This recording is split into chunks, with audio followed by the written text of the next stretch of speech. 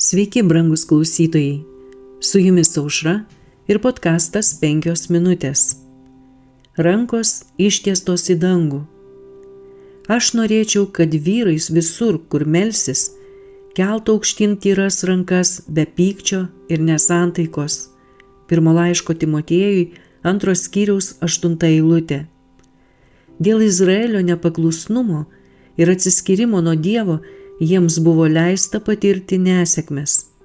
Jų priešams buvo leista kariauti su jais, pažeminti juos, kad jie savo neviltyje ir bėdoje ieškotų Dievo. Kada amalekiečiai užpuolė Izraelį, Mozė liepė Jozuei kovoti su jų priešais. Ant kalno, stebėdami mūšį, buvo Mozė, Aaronas ir Hūras.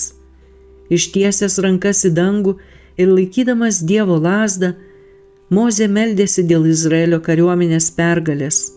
Mūšio metu buvo pastebėta, kad kai rankos būdavo ištiestos, laimėdavo izraelitai, bet kada jos nusileisdavo, sėkmę patirdavo priešai.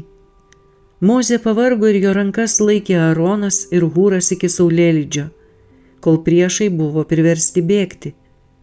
Aaronas ir Hūras, laikydami Mozės rankas, žmonėms parodė savo pareigą palaikyti jį jo sunkiame darbe, jam gaunant ir pasakant jiems Dievo žodį.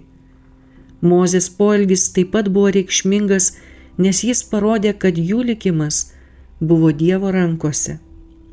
Dievas kovotų už juos, nugalėdamas jų priešus tol, kol jie pasitikėjo juo, tačiau apleisdami jį ir pasitikėdami savo jėgomis, jie taptų dar silpnesni nei tie, kurie nepažinojo Dievo ir jų priešai juos nugalėtų. Kaip žydai triumfavo, kada Mozės rankos buvo ištiestos už juos į dangų, taip ir Dievo Izraelis laimės, jei tikėjimu laikysis jų galingojo padėjėjo rankos. Bet dieviška jėga turi būti sujungta su žmogiškomis pastangomis. Mozė netikėjo, kad Dievas nugalės jų priešus, jei Izraelis liks pasyvus.